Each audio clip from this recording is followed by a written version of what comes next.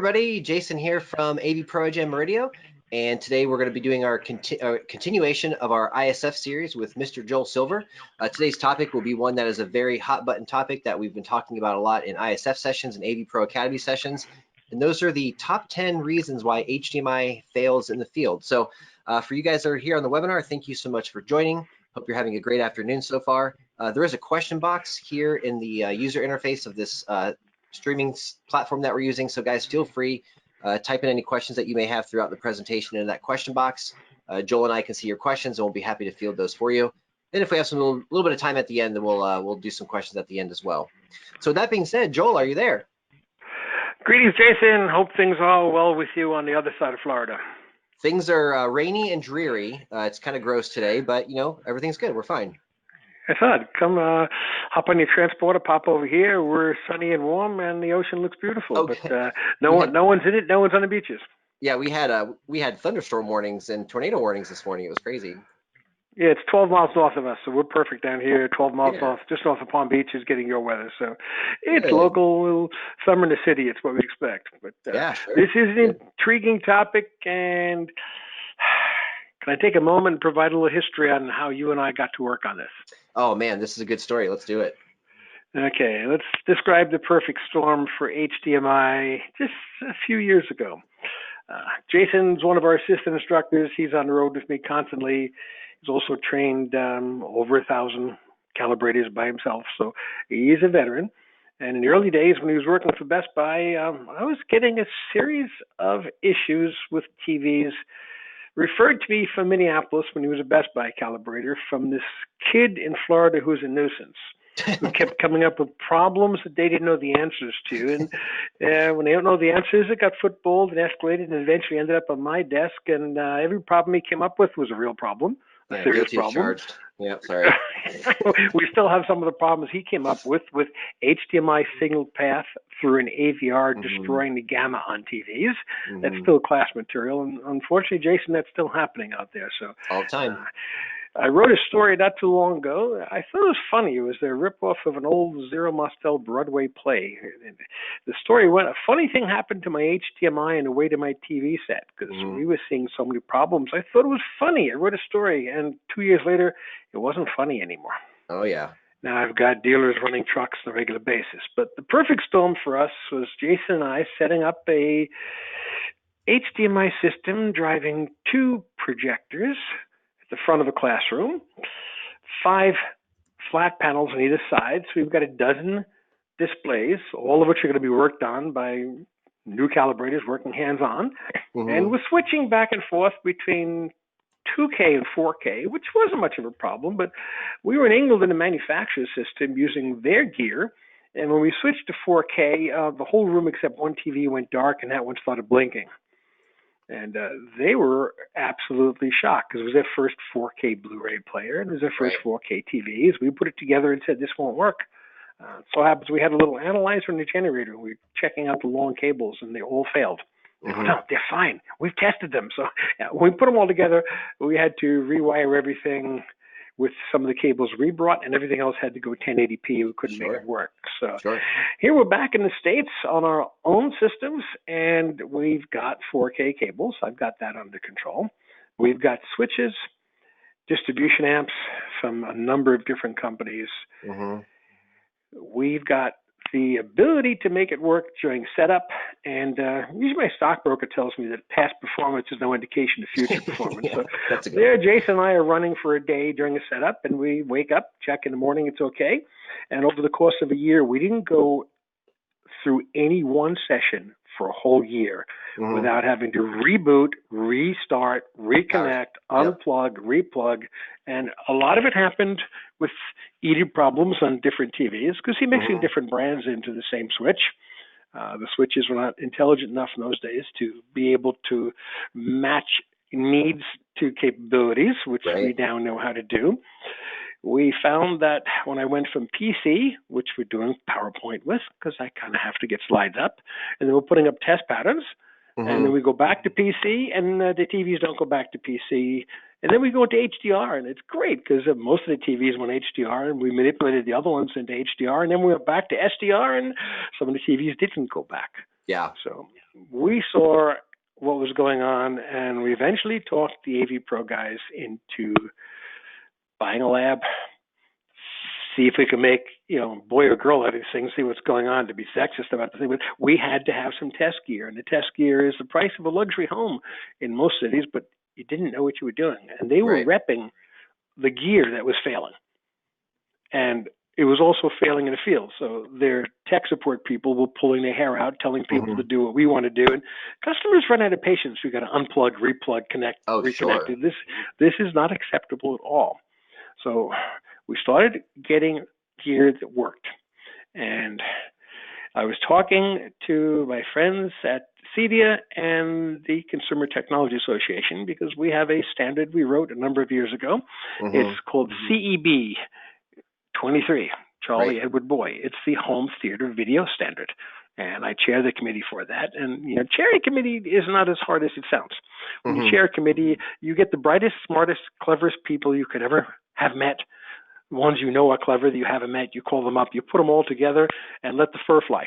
And I put together a brain trust of people who I knew were either part of the beginning of HDMI or people from Quantum Data, Matt Murray from Murideo, who was designing generators in those days, Crestron people, HBO people. I grabbed an old writer I know when he was a kid back in my Absolute Sound days and Perfect Vision days and had him edit it. Dave Meyer, who should be named from CEDIA, and he was part of Quantum Data in Australia. So he was part of the birth of HDMI. So I've got a brain trust here. We organize it. We try and keep them under control, but collectively I've got a lot of wisdom here. Right. And we said, okay, before we rewrite the home theater standard and include HDR and wide color gamut and high bit rate and new refresh rates, I've got to learn to turn all those things on. Right. And I can't turn them on yet. So there's no sense in having a standard to make it look good, sound good, unless you can make it turn on Make it work. and actually appear. So we formed another one. It's CEB 28. It's HDMI System Design and Verification. Yep. And Jason's on that committee. He's done a lot with us. So he's also been elected to go on the next committee for home theater standards. That's going to happen too for home video. So there's some of it. We'll go through some of this later on. I want to introduce you to the document. It's not done yet, but we're close. And Jason got a writing assignment on a call yesterday. So this is going to be the solution, and we've learned the hard way how to make it work. Right. So, and by the way, all the committee members learned the hard way. Everybody, all of us. We all went through it, so we all want to share solutions. So this is going to be a recipe for system design for HDMI. And on the call yesterday, one of the problems we talked about is at times you've got to dumb down the signal because you're dealing with a multi-television home, and not all of them 4K. Right. And number one, you've got to hide the 2K TVs from the 4K TVs, or the system will detune itself to talk to the lowest common denominator. So that we found the hard way, but you're going to have to do that. It's nothing you want to do, but if a customer has 7 TVs in the house, you can't tell them, the only way you can make it work is change all 7. Oof. No, he changes what he wants to change when he wants to change, and it's our job to make it work. So this came out of pain and anguish in the field. The solutions come from some of the most brilliant people I've had the pleasure to work with. And Jason, have you learned a bit on these calls? Yeah, it's been so eye-opening. I mean, this is one of my favorite things about this job in this industry is that you never stop learning. There's always more information out there. There's always more stuff to know. And just being surrounded by some of these people, I'm kind of getting smarter by osmosis, I think. I will echo that. And one of the things about chairing a committee, if you're in a room, and we have face-to-face meetings from time to time, I will tell you some of these people are so brilliant that if you just breathe the same air, you don't catch COVID. But if you breathe the same air, you get smarter being with them. And we learn on every call. We all learn from each other. Totally. So under the term that, most charity work is self-serving, yes, we're volunteering, but damn, are we learning? It is. I'm doing this a long time. And it's not boring because we learn every day. So we put together a few slides to give you an idea of where we've been, what happened. And a lot of this comes from feedback from the field. Sure. Tech support calls that were crushing companies. So it all started back in 2012. Here's the beginning of the story. And this is a century-old organization, the International Telecommunication. And the R part comes from the old CCIR, another century-old organization. And these guys, originally started writing rules for telecommunication. The first thing they did, which was really clever, was adopt Morse code. So this goes back a long time. Someone had to decide that Morse code was good for the planet, which they did. And if you make a phone call, look on the web, download a document, the ITU has made it possible. So 193 member countries get together periodically and agree on recommended practices, what we can make work, how we make it work, and they write a roadmap. So my complaint philosophically, we shouldn't have had these problems. Mm-hmm. These things were known, the standards were written, the requirements for every part of a system that handles an HDMI signal was known in 2012. And at the turn of the decade, we still had massive headaches from component to component who didn't read this. So 10-year roadmap, let's flip a slide and let's look at something that came out of a 2013 show in Amsterdam. So if we flip through this, here are 3 phases. We're of course in the 3rd phase, starting off with just 2160p, which is what you can call 4K, because if it's 1080 times 2, it's 2160. 50 and 60, because a lot of the world still does the PAL thing with 50 pictures per second. Your next circle around that goes up to 2160, 100, 120. And the coming out party for that, unfortunately, is postponed. The massive coming out party for us at 120 pictures per second was the Olympics in Japan. And I'll tell you, I have held 3 of the 8K 120 cameras in my hand from 3 manufacturers. Yeah. They're amazing. They're easy to hold. What's not easy to hold is the bundle of cables that come out of them to handle the signal. The cameras are lightweight. The cable requires staff and wheels. So again, jumping into 8K, the outer one. So these things were all known, planned back in 2012, launch date 2013-14. And the evolution of this, we've all seen, watched, and we're anxiously awaiting sports at 120, because unfortunately, I've seen the demos of tennis and soccer at 120. Mm-hmm. I don't want to watch 60 anymore. We've been watching 60 since Franklin Delano Roosevelt went on camera in 1939 at the World's Fair in New York. Right. It's about time to up the refresh rate. And yes, we've all heard about 240 and 480 phony stuff. I'm talking real signal, camera at 120. And you watch a tennis ball and it's moving across the net. It's not juddering across the net. So these things are going to revolutionize sports viewing. We need them. And it's going to hit first, not at the Olympics in Japan. It's going to hit us first from Sony and Microsoft with the new PlayStation and the new Xbox. Right. And I don't think I want one because I'm a car racing nut, and I've seen the demos of 120 car racing. I don't have the time to own that machine. It's like too fun. The one I have now at the Nürburgring, it calls me as I go by the door. So I've actually got the steering wheel in the garage. I've disassembled it because I have to finish off the new standards, and we're finishing off an online version of level 1 that Jason has been proofing as well. So I've got a lot of my old friends, our instructors, all proofing the online. And that should go live June 1st. So here it is. We know it's going. Let's pop it on the slide. It's coming. Yeah. We know it's coming. Real quick. What do? I'm sorry, Joel. I want to call out one thing because I've heard this comment many times since about 2012. But people are looking at these specs and they're going, this is, why do we need this much bandwidth? This is way, way, way beyond, what we're doing right now. And I think the point of the big update was that, this is a long-term update. Some of the stuff we're not going to see for years and years. So rather than redo the standard every 5-10 years, this is a long-term thing, right? Oh, we're going to grow into this. The color and the light, we're looking at 10,000 nits mathematically, but I've happened to see at last CES a 10,000 nit 85-inch TV set. It looks spectacular. Mm-hmm. So, we will grow into the color and the light, but you may as well lay the infrastructure in a home. So we just went through this with a builder who hired me because he said, you know what we need for the next 10 years for the house. So let's bring you in. So I spoke with their distribution people and their architects, and I said, okay, I know exactly what you need till 2022. After that, I don't know. I'm guessing. So we need a conduit. Because whatever cable you're putting in here has one job. It's going to be a wire pull for the next generation of cable that you're going to pull through. He goes, no, we hired you because you know. And I said, I am confident that I don't know. Yeah, you don't have a crystal ball. I have an idea, but my crystal ball is no better than your crystal ball. I Right. know a conduit is a solution. And my kids are actually buying a house in that development. I called AVPro and I bought a 6-ply fiber. So Yes. every part of that house has 6 fibers running to it. I think I'm covered. Yeah, you'll be good for a while. I suspect, but I don't know. But I know. So here's what I do know. I know we got a lot of bogus things going on because as I walk the show, I see 4K, 60, 444, HDR. Yes, we do it. So let's go through the requirements in gig per second here. So here's 4K, 60, 444, 17.8. Yes, that's the design of 2.0. We got it. This one, here we go. This is easy. You go to 30 or go to 24, even 10-bit. This is fine. Here we go. 4K 60, 422 with HDR, but not 4.4, 17.8 to make it. But let's put it all together. Here we go. This is everything we say we can do, and we're lying in mass as an industry. But then again, right. Jason, how do you know when marketing people are lying? They are advertising. Okay, so everyone's saying they can do this, and you can, but not in HDMI 2.0 because it's 22 gig. Right. It breaks the bank.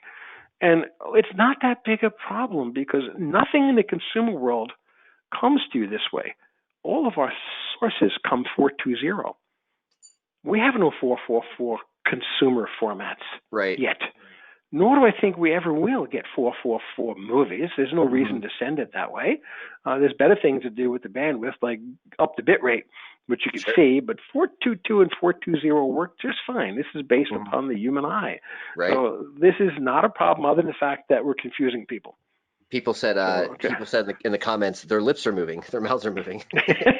Yes, 100%. Let's flip the next slide here. But here's our problem. We're not telling the truth to begin with. We're not helping people. So when we get reports, here's the first report, no HDR. And another report, HDR yesterday. Color banding, whole screen looks purple. It's flashing on and off every 2 seconds. And I go from my set-top box to my Apple TV, and I got to restart everything. Static sparkles, that's all fun. We love that. Picture's greenish. The whole thing looks green. And the picture is very dark. Oof. Colors are blown out, saturated, and unwatchable. Everyone's sunburned. And I'm sorry to tell you, these are just the top 10. Right. There's more, but we only have a little bit of time on this call. So we took these top 10, sent them to the committee, and the first thing you come up with is where does the old HDMI fail? Where do you go along? And if we look and you go just below the black stripe there, I lost it there for a second. So I'm gonna fire up a laser here so people can see it. There you go. Okay, go to 11.4. Now 38, 40, 21, 60, 24. That's a pretty common Blu-ray format in Ultra 4K HDR Blu-ray, 11.4.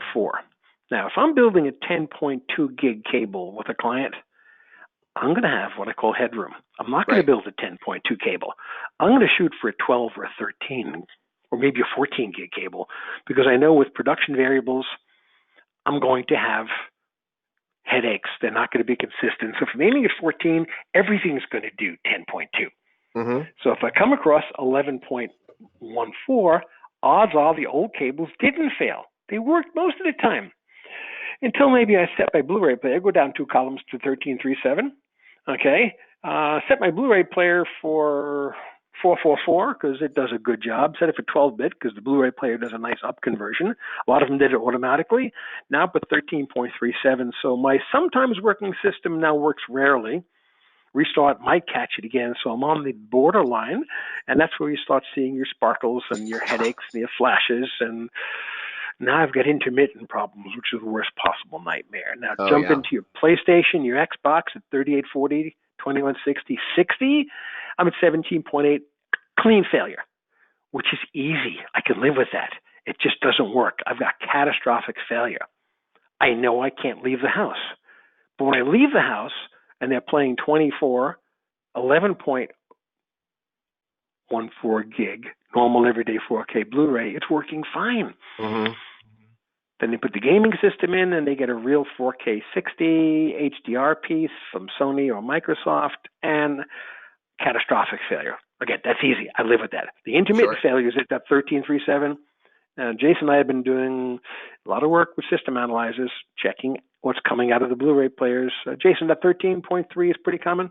Yeah, that's a very common one. Yeah.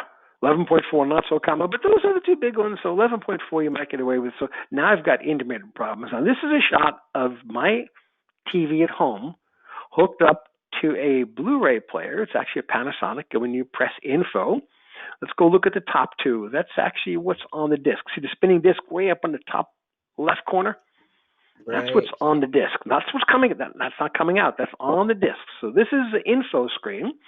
It tells me 38, 40, 260. And this is the only 4K 60 consumer movie we've got. I won't even mention it by name because it's a terrible movie. But Don't forget, there's another one now. Yeah, but this is someone coming home. This is the first one. Yeah, this is the first one. Yeah. It's 10-bit on the disc, which is fine, and it's component YCBCR 420. That's just on the disc, and of course the audio on the disc is. Let's go down to the HDMI video. Here's what's coming out of the plug. My 10-bit became 12. Jason, where'd that happen? In the player, had to. Had to, and my 420 became 422, also in the player. And when I plug this in, let's go one more slide. Plug this into an analyzer, format analyzer, so actually take it apart. And if we jump in one more, this is an 18 gig system, and I'm at 17.8. We make it. If everything is full strength, old HDMI 2.0A, or whatever this subset, it's 2.0. This works fine. Now, if the cable is suspect, it didn't work at all. Because at 17.8, you're looking at catastrophic failure if it doesn't work well. Now, what breaks the back? Because not many people own a Blu-ray player anymore, and not many people bought this disc because it was one disc, and we all bought it immediately because it's basically a format torture test.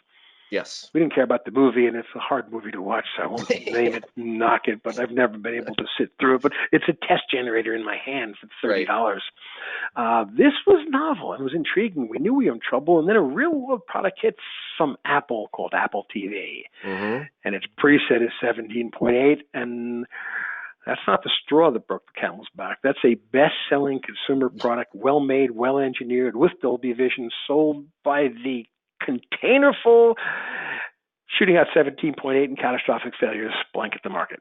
That wasn't the straw that broke the camel's back. That was a sledgehammer that broke their spines. They dropped a building on them. Yeah. So this was lots of fun because everybody's tech support line went nuts. Ours was going crazy. I'll never forget. That was like a week of just nonstop phone calls. It was nuts. And every TV manufacturer will tell me the same thing. And every projector manufacturer, because what gets blamed? TV. TV every time. Every time. Got to be TV.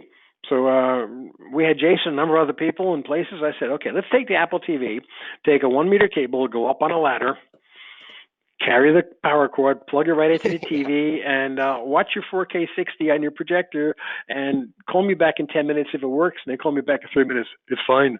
Good. You don't need a new TV. So something funny happened to that Apple TV signal on the way to the TV. Right. But until you had them plug it in directly, because they didn't have generators. But a ladder fixes that fine. So look at this. This goes back a long way. It's 48 gig. Okay, now up to, now we're looking at 10, 240 by 4320. That's not 8K. That's 10K. Right. And don't get confused. Just widescreen 8K. At 120 hertz or 100, that's going to be a new thing. Let's go back one to that eARC, which wasn't so important a couple of years ago. But with the majority of people jumping on, especially in this plague, and the zombie apocalypse, Netflix is happy. Amazon's happy. A lot of people are happy because people are watching things at home and they're binging. Me too. And with the TV getting its signal from the web, and the audio return channel, or as a lot of people call it, HDMI reverse or HDMI backwards, its return. That audio return channel was flaky, to say the least, to where most of my dealers were abandoning it and just going good old-fashioned SPDIF. Not because it was good, just because it worked. The enhanced audio return channel is what we needed. So even though a lot of 2.1 components aren't out there, you can find lots of components that are halfway there with the audio. So eARC is something you really have to pay attention to. You want that now. Or you want a separate streaming box. But if you're streaming from the TV and you're trying to go backwards in HDMI to your surround system, eARC is more dependable. Is it completely fixed? No, but it's much more dependable. Now, throw the frame-by-frame metadata, and this I got a lot of static for from my editors. We started writing dynamic, high dynamic range, and someone said that's redundant. Actually, it's not.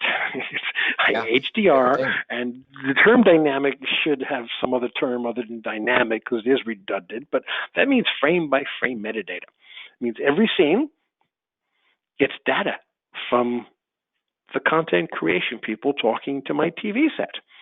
And one of the godfathers of our HDR world is Dolby. They played with it. They also bought it from Canada, but that's a story from a different time.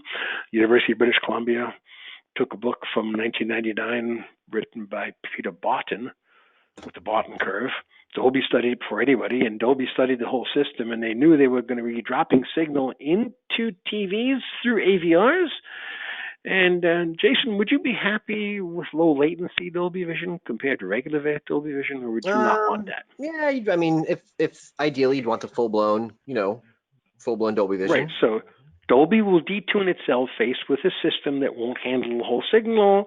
They'll give you Dolby Vision Lite or Dolby Vision without the features that really make Dolby Vision. Take away the frame-by-frame metadata, so you can't do what you need to do in the TV. You got to do it upstream someplace in the player. Right. So this is something that they've accommodated because they know they're running into a problem. Perfect world, you'd never have a stripped-down version of a movie coming your way. You'd get the movie you paid for. So, but we don't have good systems out there. So, going into the new system, we're looking at 2-3 meters if you're lucky. 2 probably for normal everyday passive cables. So expect to find something helping the cables go long enough. And in the generic consumer world, when I've got a TV and 2 boxes next to it, 2-meter cables are going to be fine. Sure. And I'm not putting it through an AVR.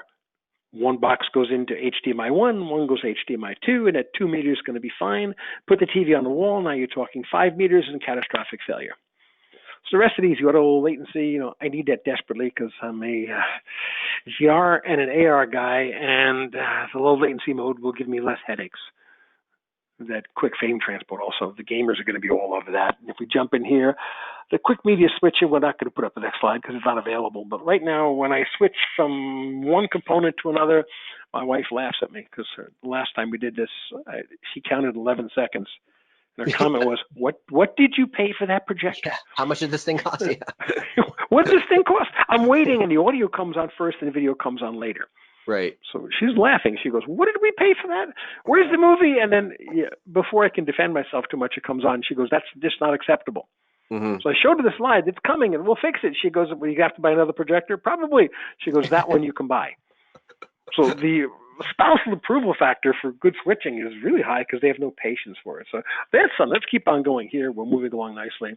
So looking at our bandwidth requirements here, when you go into that 4K 60, you can probably be okay. Go to the 420, 422 right there. We're okay there. You're not going to get the rest. But let's jump down a little further into the 120. Okay, and let's go to the 4K 120 Lite, the 420, 32 gig. Okay. Get ready for it, because that's how sports are coming our way. Oh, sure. So you're not going to get the 444, so don't be worried about that. But I don't need 48 yet. I'm going to want it one day, but I do need 32. So nothing you have on the market right now will handle this. A lot of the AVRs now will have video parts we can change. But most of our high-end guys are getting external switchers to handle it. So we're going to need this. Let's flip onto the slide. So it's coming. We know it's coming. Dress rehearsal. And there's your old. Here's where we've been. Here's where we are. Here's where we're going. And this is just spatial resolution, which is not that big a deal unless you have a really big TV in a small room, which you can now do. What is the big deal is the HDR, which doesn't really take that much bandwidth by itself unless you go a different bit rate. Then it takes a lot of bandwidth.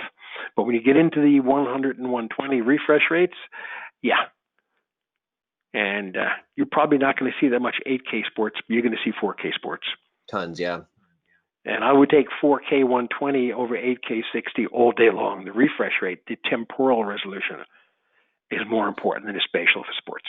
Joel, there was a broadcaster, I think, out of the UK that was saying that they're going to do some what we call soccer, what they call football matches in 4K 120 this year or maybe next year. So it's kind of around the corner now. BBC players, they've already done it. They're dabbling with it, so it's saying the BBC players are ready for it. Right. Because BBC's taxpayer supported, so and their players look spectacular. It looks like kind of like Blu-ray. We don't get it here, but this week we don't get it. So when we go test cables, and circuits, the rest of it, the equipment we mentioned here is the price of a luxury home. So if we flip through this kind of quickly, very few of the manufacturers have their own test gear. Right. They test a sample or two. One of our buddies has a lab in northern Florida. He insists on 5 samples. Mm-hmm. Good start. We like spot checking every reel. Right. So we'll take 5 samples per reel. And then you have a chance. And then you got to spot check manufacturing. And some people actually spot check every piece. That's not spot checking. They check every piece to make sure that's really what you want. So right. Premium manufacturers own the gear. They don't send 5 samples to a lab. They have their own lab. Mm-hmm. And when that happens, the tech support phone lines calm down. Oh, yeah. So you're actually testing physical layers. Let's take a glance here at some eyeballs. These are some of the things these expensive machines go. And dead center, you're looking at something right here. That big fat eye. You know what that makes? Good signal. Yeah. You get a picture out of that one. Let's see what happens when we go on down. That's a reference. Flip to the next one. It's marginal. You know what you get here? Pictures sometimes. Sometimes, yep. And if it's 11 or 13, maybe. 18, no. Let's keep on going. Ooh, it's getting dicey now. Now you get noise or nothing. And these are just things that come to the lab for testing. We didn't make these up. These are things that came in. Mm-hmm. And now you've got 4 signal cables inside your new HDMI cables, not just 3. And the old one used to just handle a clock, so it could be next to nothing going through there. There's no bandwidth. So the new cables should have 4 good signal paths, 4 strong, great signals that should be checked. So we're not seeing a lot of success with there. So this is an easy one. This particular one is an easy test because there's nothing. It's not something that's going to give you intermittent headaches that will drive you nuts. You get nothing. So let's keep on going here. Flip the next one, please. So how do you fix it? First, this something called an EDID. We could spend 3 hours on this, but this is an inter-component communication protocol where the TV will tell you, yo, I'm 4K. I don't do HDR, but I'm 4K. Give me 4K. Give me HDR. I can't do it. And Jason, the early 4K TVs, how many of them were HDR? 0. Yeah. So you and I have both been at homes explaining to someone that the 4K TV they bought, when they plug it into the Apple TV, there's no Dolby, there's no HDR10, there's nothing other than 4K. It's not a good conversation. But on the other hand, you tell a guy you don't have an excuse to buy a new TV set. You want a new one anyway. But you can't pull any punches. So the whole thing with an EDID, that truck that runs all day long, every day, going back to the customer's house, Jason, what % of your failures are EDID? Significant? We've tracked this from our tech support department, and we're easily in the 70-80% of our calls are EDID related. Okay, so here's our thing. Are you managing EDID? EDID managing you. So everyone on the call should know that at least you should have to test, read, know how to make EDIDs work. And one of our actual CEDIA guys yesterday on a call told us his problem because he has an AVR that doesn't do 4K HDR. He has a TV that does. He has a set-top box that can do HDR 4K from his cable company, but it's set for 1080p. And unbeknownst to him, he got an update from his cable company to make it 4K HDR. And now he's got no signal. And he went back in, found the problem, and changed his set-top box. Now he's got a signal. They sent the update again. Now he's got no signal. So he has to put something in there to change the EDID, because what's happening, the system is working nicely. The TV is saying, I'm 4K HDR, I'm good, send me everything you got. It goes into the AVR, and that EDID goes through the AVR, because it's a repeater, and sends that identification, that display identification data, enhanced extended, so it's EEDID. It's sending its EDID through the AVR the way it's supposed to work to the set-top box, who goes, oh, good, I'm talking to a 4K TV. You got 4K. I'll give you exactly what you want. And the AVR can't handle it. So the EDID is creating headaches for him, and his wife says the TV's not working again. So I think Jason's going to send him a little EDID minder, an EDID manager. Yeah, so shameless the TV, plug, we have little boxes to fix this. Yeah, so there are boxes, but that means you have to know how to situate the box, configure the box, plug it in. It's another HDMI cable, but we can fix this. Let's flick next slide. So EDID management is doable. You just have to understand it. Now, even before you get EDID, there's something called the hot plug. So if you give catastrophic failure, nothing happens. Somewhere along the line, when you plug in an HDMI cable, and homework assignments for people on the call who haven't done it yet, there's a recessed one of the 19 pins in the HDMI plug. It's really clever. It's a beautiful design. It's the hardest one to physically connect because it's recessed. If that doesn't connect and nothing happens, I'm not talking a bad picture, a purple picture, an intermittent picture. I mean, big nothing. Nothing. Probably hot plug.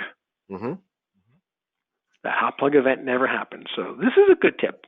Absolutely nothing. That's before the EDID, that recessed plug for 5 volts. It never connected, and you have 0. So that's an easy problem. And by the way, new words. Go back one, please. Sure. Into HDMI geek stuff. Most of this I've ever seen deassert and reassert. Yeah. Okay, you're going to see that written up with the next documents coming through in there. And the engineers talk about that like it's English.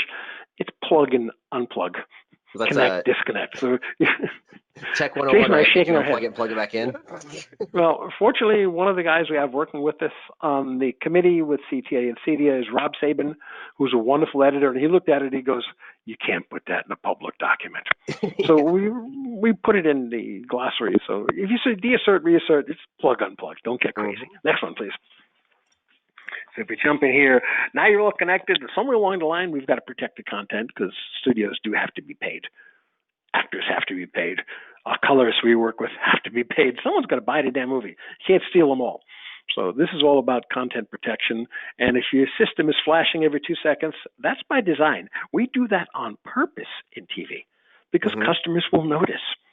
We'll try and get the movie running every 2 seconds. So if you see something flashing, you go pick up a book and learn something about HDCP, but you can pick up the standard. Let's keep on going here. So here's your common problem. Flip one more, please. TV doesn't see the source. TV sees the AVR, the switch, the converter taking it to category. The source doesn't see the TV. Is something in the middle keeping them apart. Now, sometimes it works, sometimes it doesn't. So again, if you don't have gear, plug your source right into the TV set, bypass everything except 1 meter cable and see if the TV and the source talk to each other. Now you have a problem of communication in the middle. So let's go to the next slide. So that middle could be a lot of things. So first thing I'll tell you, and we learn this easily, don't touch anything for calibration, installation, configuration until you check every component for a firmware update. Yes. Jason, that new box was on the water for 3 months. Then it sat in California for a month in a warehouse. Then it got shipped and it got to you. It's 6 months old. Yep.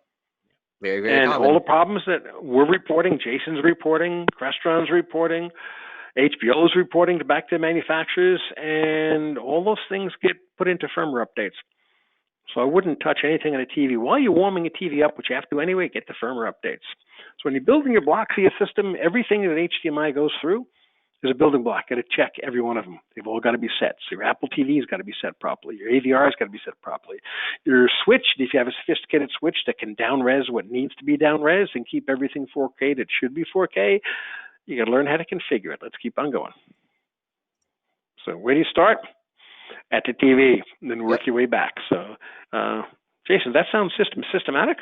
Yeah, it totally is. It is a systematic approach at troubleshooting. And really, if you kind of follow these sort of simple rules, once you have them figured out and memorized, start with your TV, read the EDID, pump some signal into it. You know, there's sort of an order of operations here that if you follow, troubleshooting is not so bad anymore.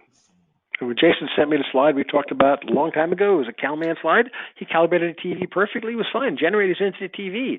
Then he put the generator into the input side of the AVR to include that in the signal path. And if he was a little older, he would have had a heart attack. Yeah. The picture was destroyed. So, but at least he knew the TV was fine and the source was fine. So let's keep on going. So we jump in complex systems. So this is our solution. We've got a lot of months on this, a lot of writing. Jason's written a small novel here. So this system design and verification, it's CEDIA, CTA, CEB. It's part of the R10 group, the residential 10 group, and it's the solution for all of these problems in a novel. Well, it's called a standard, but it's a novel. we've written something up here a bit. So even the intro to it, the purpose is to establish design principles and parameters. It's everything we've learned in the field. And I will say one thing about working with the CTA and CEDIA with this, we share. By design, we share. Everything we learn in the field, we put into documents. And if you're a CEDIA member, it's a good document because it's free, which is usually a good price. Let's jump one more slide here. For jumping in here, we're going to preview it. Now, where you're looking at the text here talks about the scope and the introduction to things here. But this is from our engineers saying it's complex, it's central configuration, the bidirectional audio, complementary metadata, HDR exchanges, just identification of which HDR you're getting. And one of the things we're asking CTA to do, some TVs, when you get an HDR signal and it locks in because it read the information in the signal and goes, oh, HDR 10 plus, good, or Dolby Vision, good, or SL1 from Technicolor, a flag goes up on your screen someplace and goes, Dolby Vision. I love that. That's not a standard. Right. It's not even a recommended practice. And most TVs don't do it. So I don't even know if I'm getting it or not getting it. So with the little time we have left, I'd like you to at least, let's go to the document itself. Let me scroll up here so you can see the beginning of it. Here we go. HDMI system design and verification. Make it a little bigger if you can. Here we go. Chair and co-chair, it's Matt Murray and myself, and Jason is actually co-chair, because when Matt can't make a meeting, Jason's on it, and when Matt decides that something has to be written up, he hands it to Jason to write up. So Jason's got a lot of lines in this particular document, so we have to thank him publicly right here for his volunteer work, which has been great. But again, we're all learning volunteering, so let's keep on going down a bit. Let's get into the content just to give a rough idea of what's going on here. Forward's not done yet. Again, this is a draft. So looking at this, the references we're going to talk about. Simple things, definitions and acronyms. That's a must read. You've got to get through these because that assert, deassert and things, a lot of HDMI terms are not English. And a lot of them are extremely arbitrary. When you call something a repeater or a sync or a source, this is the language of HDMI. And if you're going to read anything, you have to understand the language of HDMI. So the system devices, connectivity and functions are all through here. Cable speeds, data rates. And again, we're going to be talking mostly here 18 gig and referencing 48. So let's jump into design for a second because this became a large part of it. If you design a home theater properly, you control the lighting.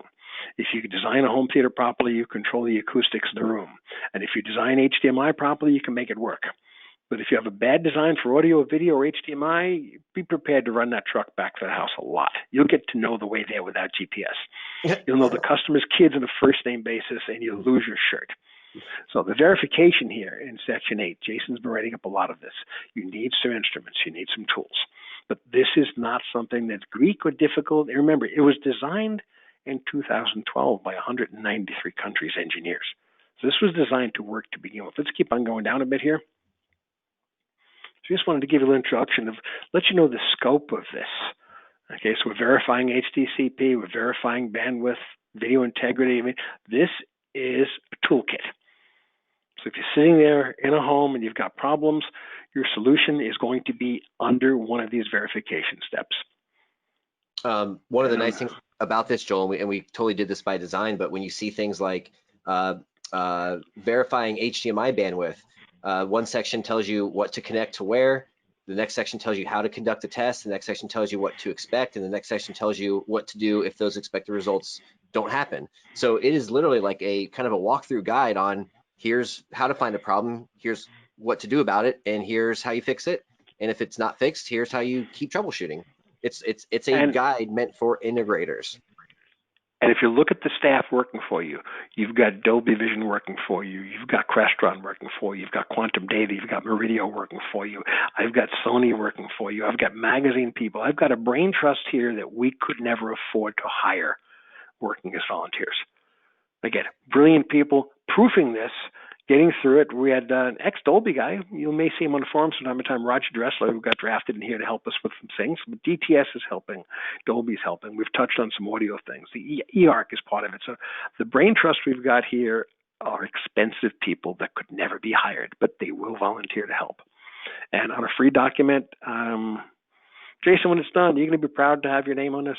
Oh yeah, I mean, this is like, this is one of those things that that for me at least, a big moment of pride for myself and Murideo and AVPro. And this is kind of stuff that you kind of, maybe this might sound strange, but build your legacy on. This is stuff that you put on your resume. This is fantastic experience and it's fun work.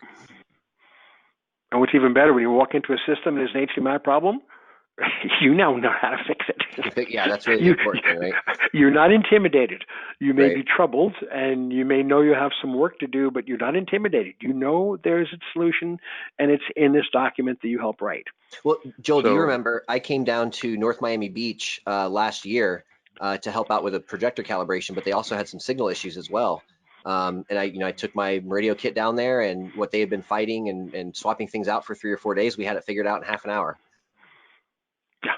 So this is a known system, a well-engineered system, but it's certainly not well written up, and the terms and conditions are not English and not logical. So this is a logical step-by-step way of doing things. And again, I'm just proud to be part of this group. Yeah, it's a lot of great minds, as you said before, and people that we'll do work with now for a very, very long time. And they're all being volunteered again for the CEB 23, which is the home theater video standard. That one's going to be really fun. That one will be really fun. Kevin Miller's coming on that one, and Craig Eggers from Dolby is coming on that one too. So we already got new volunteers. I've been drafting people. Yes. So same brain trust will put that together. This one is almost done. It's being proofed.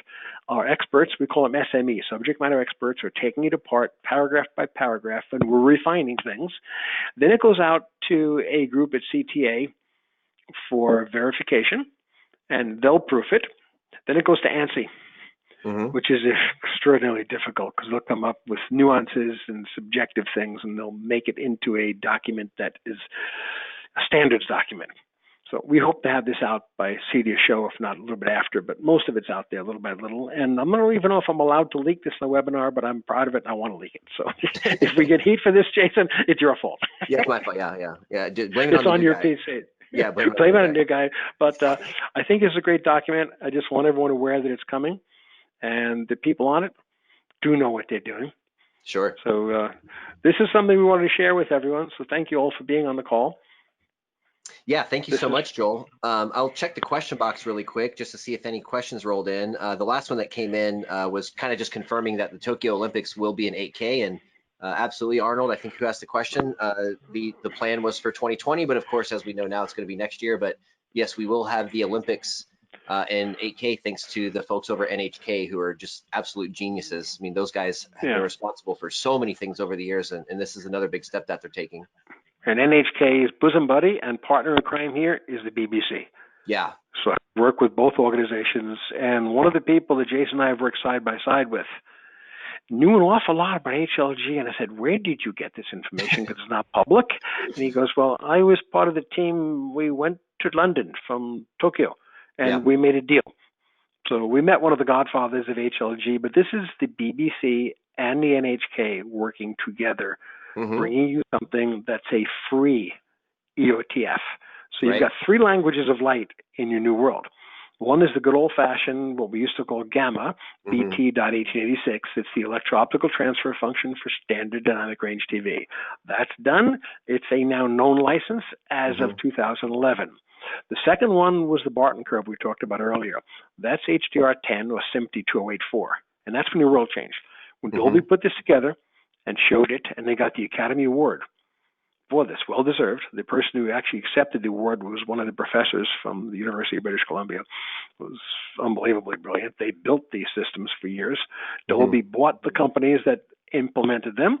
And the third shot was aimed at something called an OETF, optical electrical transfer function, not an absolute system in a studio where you're controlling every stage of light, but a totally out of control Olympic event where the sun is shining brightly and then a cloud comes over. So that's similar to regular TV. Those are your 3 languages of light. The EOTF for standard dynamic range, the EOTF for HDR, and the OETF for HLG. So the Olympics are a disappointment to many of us, but there's a lot of 8K being shot as we speak right now, Yeah. put in the can. But the Olympics will be a party, a coming out party. Yep. For We've 8K 100, 8K 120, and by the way, the transfer function from 8K 120 to 4K 120 is done, roboticized. So if I can't get the 8K through the system, which is going to be a pretty common situation, I'll take my 4K at 120. Sure. I'll take 1080p at 120. I just want the 120 for sports. Exactly. Jason and I are sitting here waiting with bated breath for new toys. And I know, Jason, behind the scenes, you're building some gear for 48 gig. Yes, absolutely. Testing. And do you have a generator behind you that does that? I saw it the other day. Oh man, I don't know. Maybe, perhaps. Do you have something over here that does it? Come on, open the box. To be nice. Yeah, that's a new toy. The generator itself is HDMI 2.0 as is, but the nice thing is the purchase price of the 7G generator does come with a included HDMI 2.1 hardware upgrade as soon as that upgrade is available. And we're aiming towards fall, definitely this year for sure though. So that's the new Murideo 7G generator.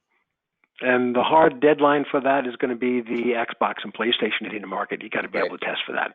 Sure. We thought it was going to be Olympics, but the hard pressure, they're going to be a lot of Xboxes and PlayStations being sold. Tons, and people are just really, really excited about the new hardware. Well, if it's any group that really will appreciate high frame rate, it's gamers. Absolutely.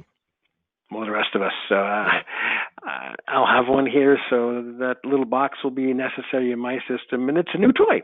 Yeah. And by then, the standard should be done. We'll take a little break between CEB 28 and 23, and I'll go look at some new racing games. I was about to say you can finally play your racing game again. The steering wheel will come out of the garage, and we'll be watching some 4K 120 games. Guys, we have a couple more minutes left. If you guys want to let some of those questions roll in, feel free. Alexi has a question. He says, "Do you ever recommend feeding the video to an AVR from a matrix switch? In my experience, it creates a lot of problems, even though recommended by some manufacturers." So Joel, Alexi's question is really about running the video through a matrix switch and seeing problems. Is that something you've seen before? Daily. Not on the newer switches, but any legacy switch, especially besides a matrix switch, a legacy switch in an AVR. Sure. So your newest AVRs, I'm dealing with one very high-end manufacturer right now, and he's going to be sending in his new high-end surround sound system controller to the lab to check it for 48. So they're aiming at 48 right now, and they'll be delivering 18, but they'll have a board that'll be replaceable for 48. But right now, the solution to legacy components has been an external matrix switch. Right. You just have to make sure you've got one that works at 18, can be configured for EDIDs. That's your biggest headache of those things. You've got to be able to identify the EDID the TV needs and send it what it wants, so you don't have intermittent problems. So you need a switch that has intelligence that you can program in, and you have to know how to program it, which means you read the EDID for the TV, and there are some machines you can buy that are hand-holdable that will learn an EDID, copy the EDID, and you'll be able to walk around with a handheld device that basically is the TV in your hand, plug it in and make sure it works. So configuring a matrix switch is a skill set you must have.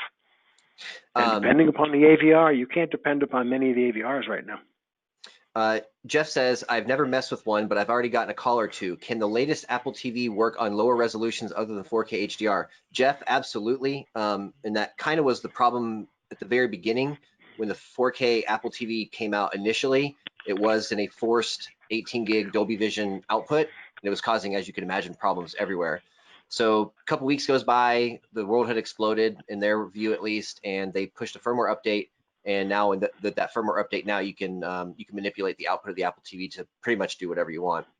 And by the way, how'd they get the firmware update ready so soon? The answer was there was an engineering team that told them, don't do that. They probably You're had going it to ready. have massive headaches. No, they redesigned it after it was done to upconvert everything. And the engineering team just said, you don't want to do that. Trust us, you don't want to do that. The engineers got overridden, but they just went back one level of firmware. And if you want to upconvert everything in a menu, you could do it. If you have the bandwidth in your system, and if you don't mind the pictures looking a little funky, because sometimes things shouldn't be upconverted on the fly. I mean, Technicolor has an up conversion program for old content to new, and their PR has said they can do 80% roboticized up conversion, and the colors just has to touch up to 20%. Right. So if Technicolor says they can't do 100%, I think a $200 box might have a problem. Yeah. Another question comes in from Jim. He says, not necessarily an HDMI question, but if you have the time, here's his question. I have a properly calibrated C9 OLED, so an LG, that I want to keep for a long time. Should I be concerned about image retention due to showing theatrical movies that are in 2:4 aspect ratio, not filling the whole screen? I usually zoom in, but am I being too paranoid? How do you feel about image retention, OLEDs, and black bars? They're significantly more rugged than anything we had in plasma. What I'm seeing problems with more is gaming systems where there's a fixed graphic on a bright logo 10 hours a day. Yeah. And, right. If your 240 is 99% of your viewing, eventually you'll have a problem with it. But you've got some tools in your in your TV. Under the OLED section, you've got some tools to help that. Right. But I wouldn't be running an orbiter. That sort of smears it. But they're pretty rugged to begin with. But if it's 95% of your viewing, you want to run some of the OLED tools that comes with. It's not designed for fixed graphics. It's not an electronic sign. It's TV set. And Jim, I'll give you a tip too, because I actually do this myself. I've had plasma since the mid 2000s, and I was even worried about this back then. But one tip that I like to give people if they're worried about image retention is, after the movie is over, I know Jim, you specifically too, you have a Murideo generator. There's a test pattern in the generator called a moving ramp, and it's just a grayscale that just scrolls across the screen over and over and over again for infinity. So what I would do sometimes is I would run that test pattern and set the TV like a 15-minute timer. That way, for 15 minutes every night after I was done watching a movie, the pixels kind of got some exercise, and I feel like that probably would help in some situations. Also, too, there's some YouTube videos. If you go on YouTube and type in color changing video, there's tons of them out there. There's one that I like to use specifically when aging a TV or breaking it in for the first time, but it just goes through different colors throughout the color spectrum. And it's a 10-hour long video. So if you, again, fire up the video, set your TV timer for your sleep timer for 15 minutes, let that play for 15 minutes after the movie's over, your peace of mind might be a little bit better there as well. But Jason, if he's got the Murideo, use the moving ramp. I use the moving ramp. I use it on every calibration because as I walk in, I plug in a generator, use the moving ramp to warm up the TV. Absolutely. So every TV I've worked on gets 15 to 20 minutes of that pattern while I'm connecting things, setting up my laptop, wiring everything up, and checking for updates. So all that's being done, I'm warming up the TV set. Sure. But that's a great pattern. If you've got the generator, use that. And I wouldn't use it every night. That's a little excessive, but once a week or so. If you're watching mostly 240. Sure. But they're more rugged than you think. We've done some burn tests in this. It takes quite a bit. Unless it's a peak white bug in the corner of the TV set, you're okay. Cool. All right, guys, I think we have time for one more question. This one comes from Mike. He says, I've had problems in the past with Samsung TVs with HD-based. Both were the same model, but only one worked and the other didn't. I spoke to the manufacturer. They spoke to Valens. If you guys don't know, Valens is who makes the chips in the HD-based products. He spoke to Valens, and no one knew how to fix it, so we changed the Samsung TVs to LG TVs, and it seemed to work okay. How can I fix this type of issue in the future? Thanks a lot. So that sounds to me like there was just some weird error, some weird problem between that particular manufacturer and that particular maybe extender you were using. Joel, do you have any insight on that, do you think? Well, we've had a lot of Samsungs at a lot of sessions. We use them all over the world. Yeah. And they can be a little tricky on EDID management. Right. And we've seen, 2 Samsungs in a room of 10 TVs, and the one that gave us the problem the most was mixing things together. And Jason found the EDID for the Samsung, programmed it to the switch, gave it the EDID it wanted, and all the other TVs accepted it too. So we don't have the luxury of down-resing at our sessions, but we can change the EDID on a matrix switch on the fly. And what Jason did, he just taught the switch to learn the EDID from output 8, and that became the system EDID. So most of what I'm seeing there with the Samsungs is EDID issues. Yep. And they're a little strict. They don't give you a lot of variable. They're not wrong. They're just strict. So give them what they want, and they'll sync. My other tip too, Mike, with Samsung in particular, we've run into this quite a bit.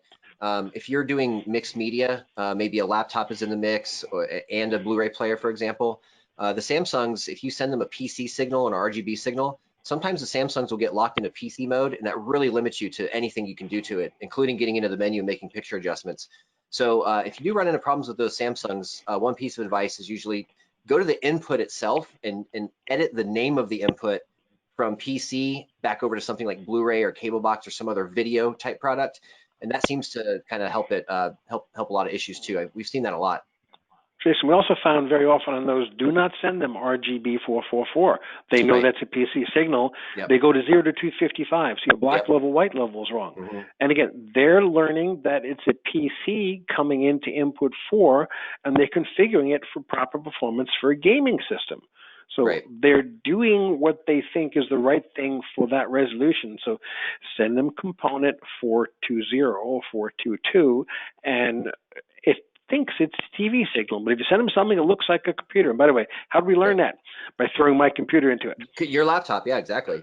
Yeah, so we saw a lot of Samsungs. They saw my laptop. They turned themselves into a PC input because that's what they're told to do by the EDID of my laptop. Right. The EDID worked. Then I go back to my Blu-ray player or my generator, and we had headaches. So that's managing EDIDs.